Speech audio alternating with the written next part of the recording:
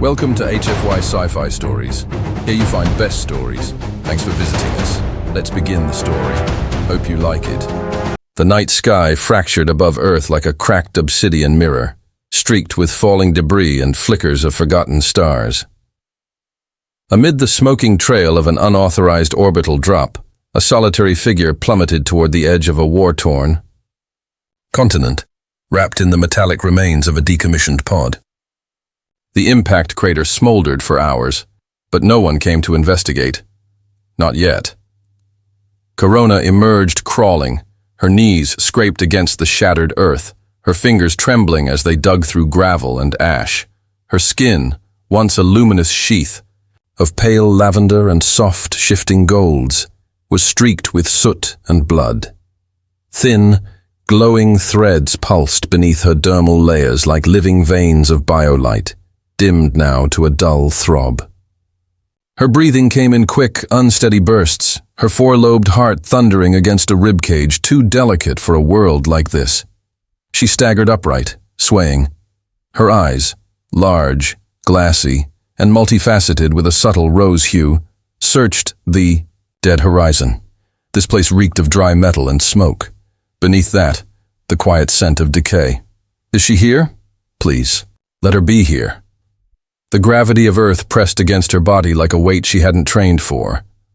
The world was heavier than she remembered from the charts, its air dense with dust, its magnetic field grating against the neural folds at the base of her spine. Every step was a negotiation between pain and persistence. Corona had been a mother once. She still was, in truth, though the word no longer felt like it belonged to her. They had taken her daughter, her own people. The Larithi were precise, efficient, and ruthless in preserving genetic purity. Corona, bred in isolation for tactile empathy, made for healing, not for war, had broken protocol by reproducing off-caste. Her child, half-born in love and defiance, was deemed a liability. The judgment was absolute, child removed, mother exiled. Earth was never meant to be refuge, only punishment. By the third day, she could no longer walk without folding in half. Her thighs bruised black where the pod restraints had sliced her flesh. Hunger gnawed like wire inside her belly. And when they found her, humans in worn body armor, cracked visors, laughter too loud to mean anything good, she couldn't lift her arms in protest. They sold her within the hour. There was no name for the place they kept her, just concrete and rust. Iron rings bolted into the floors, chains left stained. The air smelled of old sweat and engine oil, of synthetic pheromone haze and mildew. Corona stopped counting the days. She had once memorized every shift in her daughter's scent, the twitch of her fingers in sleep. Now she memorized the footsteps of gods and the sound of keys. Her body, engineered for warmth and healing, betrayed her constantly, responding to chemical triggers and flesh it didn't choose. They liked her because she glowed. One of them had said that while yanking her, hair to watch her skin pulse like starlight. Another liked the way her pupils expanded when frightened. They told her she was lucky to still be breathing, lucky to be useful. She stopped speaking, not out of resistance, but because there was nothing worth saying. Her body had been many things before, a cradle, a home, a shield. Now, it was a resource, a location, a tool. Some men asked her name before they used her. Others didn't bother. It didn't matter. She wasn't Corona anymore. She was the alien whore in Cell 9. Let it end, she whispered it often when she lay alone after. Curled against the concrete wall, arms wrapped tightly around her own ribs to hold herself still. Let it end. Let it be over. And yet, her mind always returned to that single image. A child with translucent fingertips and hair like spun nebulae, reaching upward with tearless eyes. She hadn't cried when they took her, just stared. That silence had screamed louder than any weapon. That memory kept Corona breathing. It was a storm that freed her. One of the old power grids collapsed during a typhoon. Alarms blared, locking mechanisms failed. Somewhere in the confusion, a fire started. The heat spread fast through the underground cells. Corona ran without clothes, without shame. She tore through wire fencing, leapt over smoldering beams, her bioluminescent skin streaked in soot and blood. Her legs buckled more than once, half-starved muscle twitching under each agonizing stride, but she didn't stop. She couldn't. The pain was distant now.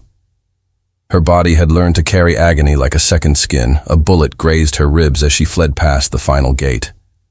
She didn't look back. Screams chased her into the rain. The forest swallowed her whole. She collapsed beneath a thicket of black pine, chest heaving, body twitching from adrenaline and shock. Thunder cracked in the distance like an old war drum. Rain smeared the blood across her stomach, her thighs, turning the glow of her skin into something ghost-like. She didn't know where she was. She didn't care. She's not here. She's not here. I gave them everything, and she's still not here. The sky offered no answer, only cold, only silence. Corona curled in on herself and waited for the world to end. She didn't hear the footsteps until they were too close to outrun. Boots, heavy, measured, unhurried. A shadow moved through the mist ahead, not a uniform, no insignia.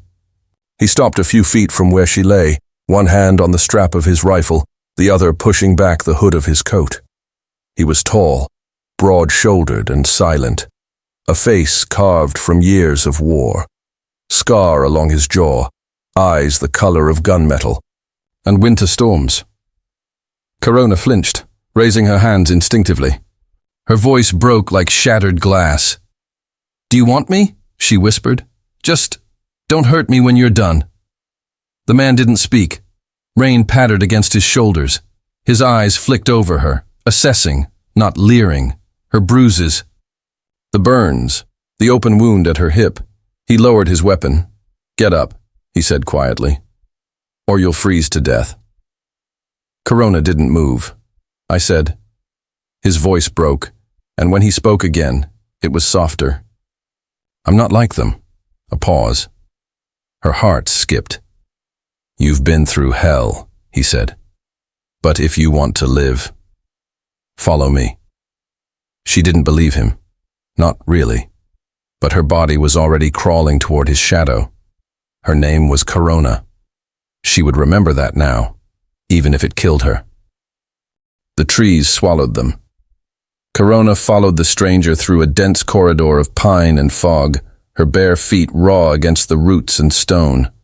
Her legs threatened collapse with every step, but she bit the inside of her cheek until she tasted blood and forced herself to move. The man, Joe, she would learn later, didn't speak again. He walked ahead, rifle slung across his back, his long coat dark with rain. His silhouette moved with a practiced ease, deliberate, silent, like he was part of the forest itself. Not a single motion wasted, not even when she stumbled. Branches scraped her shoulders, her breath came ragged and shallow. Still, he never looked back. "He's not helping you. He's just not stopping you," a voice whispered inside her. "You're following because it's either this, or freezing to death in the dirt." She wasn't sure which fate was worse. They reached a clearing just before the rain turned to sleet. A slanted roof rose from the earth like a wound stitched in steel and timber, a bunker-style cabin, dug partially into a hill, fortified with metal plating and sensor lines strung through the surrounding trees. Smoke coiled faintly from a side chimney. Joe keyed in a sequence on the panel by the reinforced door. It clicked open with a low hiss. He stepped inside. Didn't ask her to follow. She hesitated on the threshold, her body shaking violently from cold, every instinct screaming that a closed room with a man meant the beginning of another cage. Joe glanced over his shoulder once, his eyes locked on hers. "Stay out here if you want," he said. Just don't die on my doorstep." Then he vanished inside. She crossed the threshold like a ghost. The inside of the cabin was utilitarian, clean, precise, everything in its place.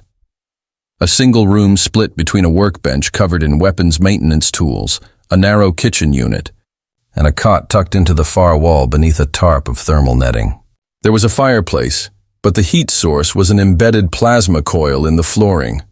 Corona stopped just past the doorway, dripping.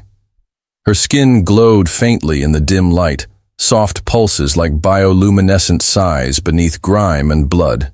Joe didn't look at her. He pulled off his coat, hung it on a hook by the stove, then moved toward a steel locker, pulling out a blanket and a sealed ration pack. He placed them both on the floor near the heat coil. "Sit, eat, don't talk." The command wasn't cruel. It was tired. She obeyed, lowering herself slowly, her joints stiff, her back arching with the ache of days on cold concrete and colder ground. She unwrapped the ration with trembling fingers. The food was dry, some kind of human protein bar, but she devoured it like it was sacred. A sip of water burned her throat going down. Joe busied himself at the workbench, cleaning a sidearm, polishing a scope. He still hadn't asked her name. Minutes passed in silence. She watched him from the corner of her eye. There was something fractured in the way he moved, not clumsy but heavy, like every part of him operated under a different kind of gravity.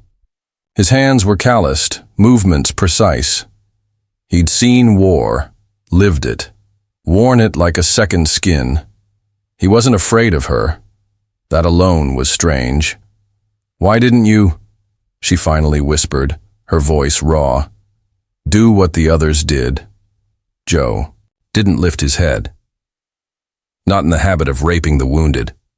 Her stomach turned at the bluntness, not because it was crude, but because it was true.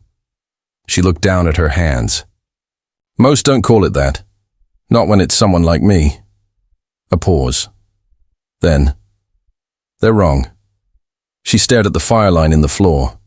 Heat rose gently, drying the blood along her thighs. "You have to offer him something. He took you in. You're still alive because of him." Her body was her only currency. She crawled closer on her knees, every movement deliberate, her breath unsteady. She stopped just within reach and knelt.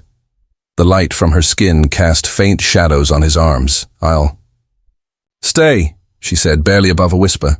"If you want me to. I'll give you my body. Any way you want. Every night. Until the war ends. Just protect me." His hands froze on the rifle. For a moment, she thought she had read him wrong. That he was like the others after all. That he'd been waiting for this. That the game was finally beginning. But instead, he sighed. Deep and slow. Like someone being asked to relive something they'd buried long ago. "You think that's all you're worth now?" She didn't answer.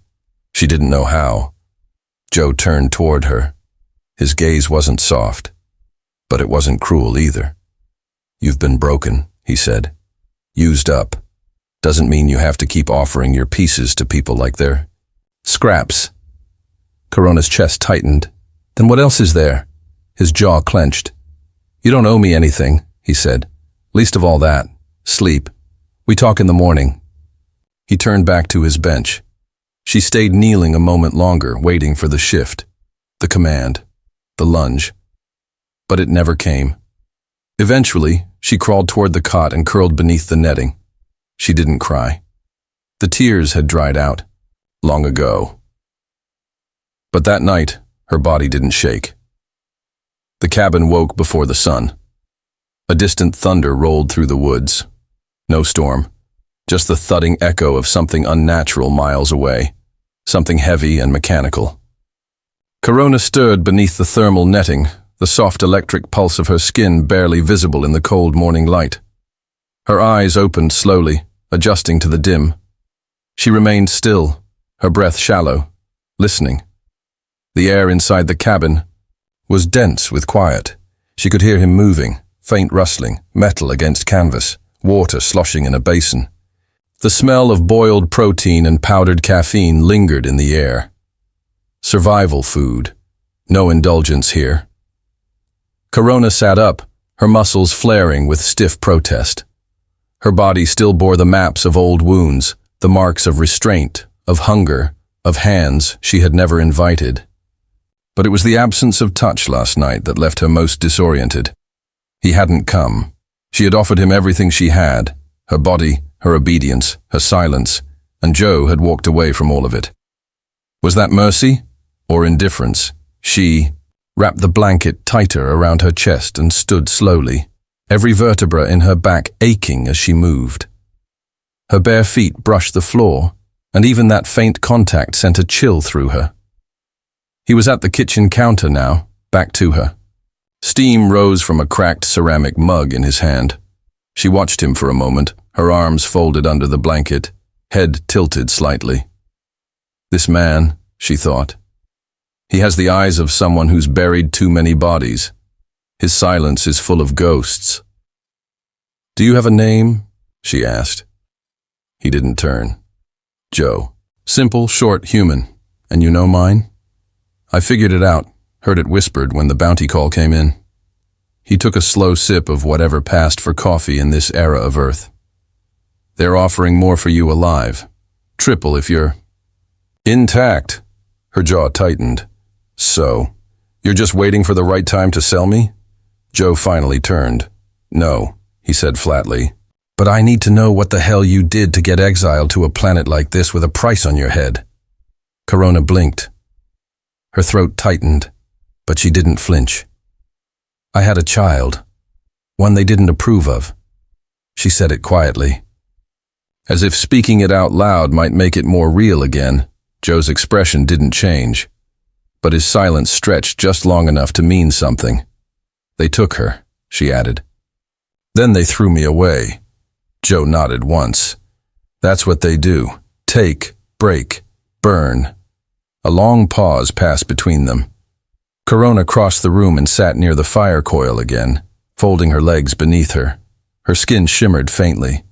More silver than gold today, muted by fatigue. She didn't speak further. Neither did he.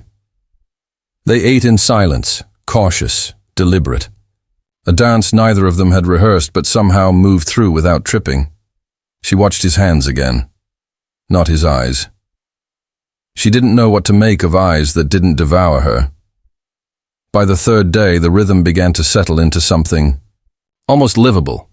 Joe taught her how to use a compact firearm, an old model, scratched but reliable. He showed her how to check the chamber, how to read the weight of the magazine by feel alone.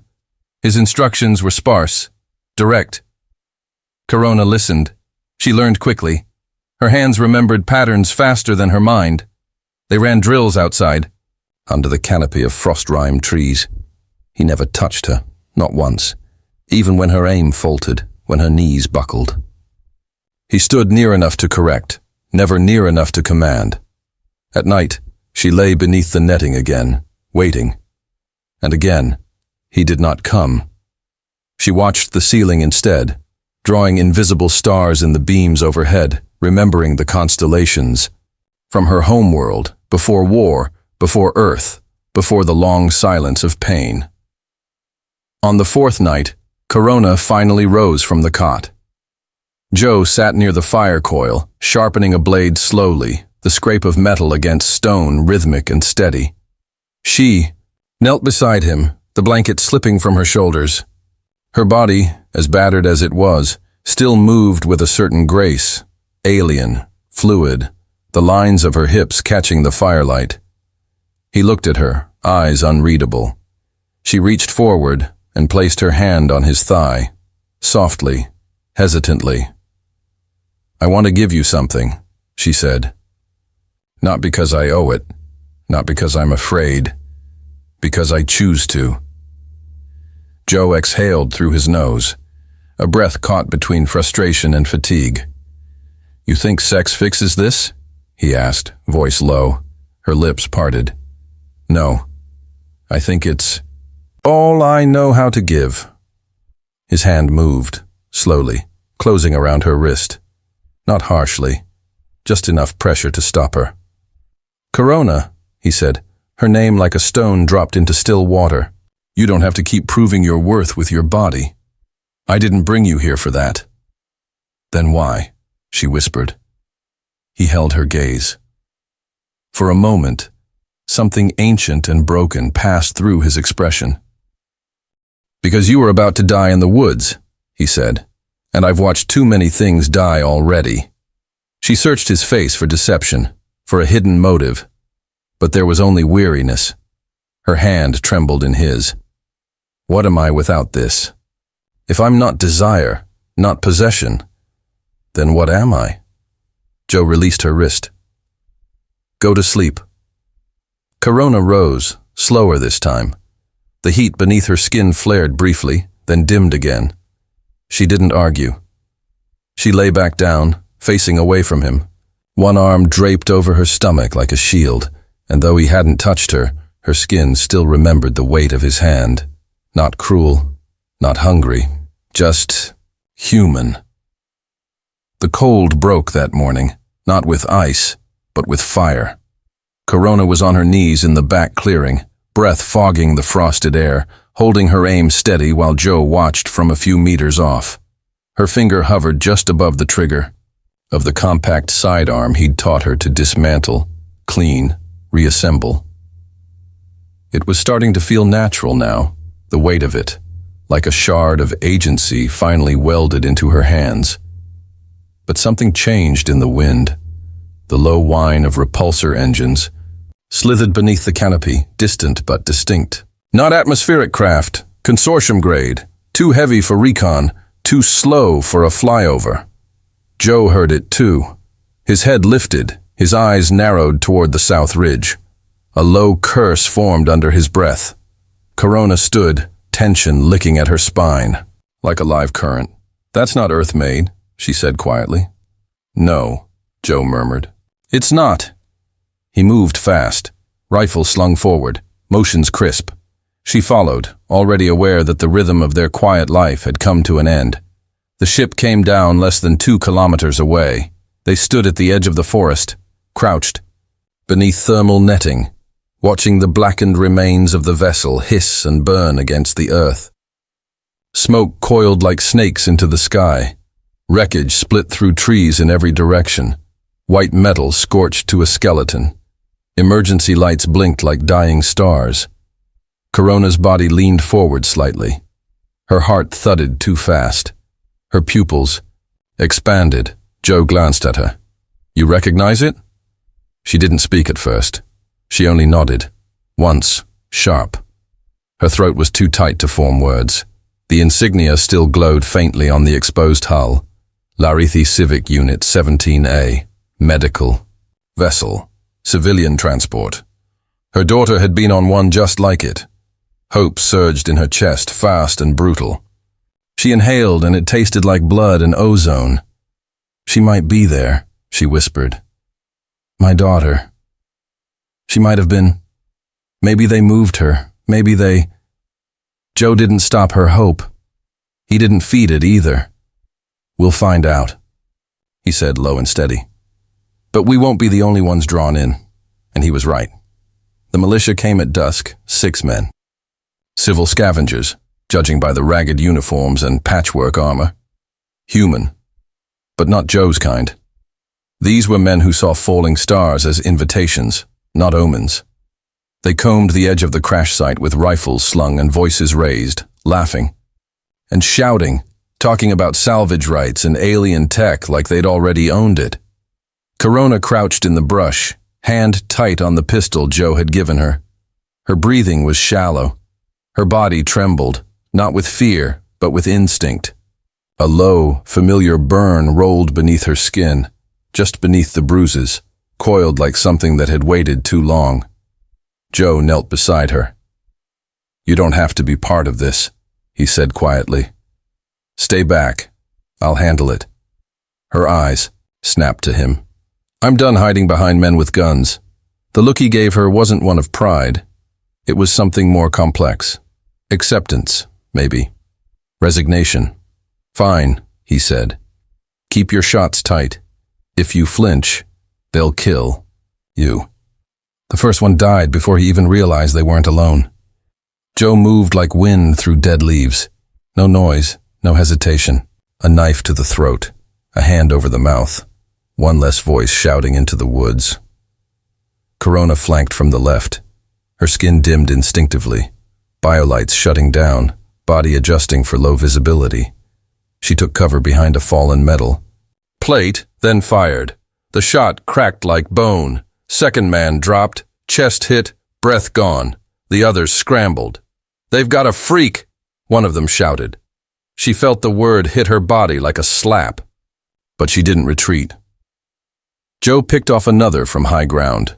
Sharp, precise, no wasted bullets. They came hard after that. Return fire lit the trees. Corona rolled to new cover, her breathing erratic but her hands steady.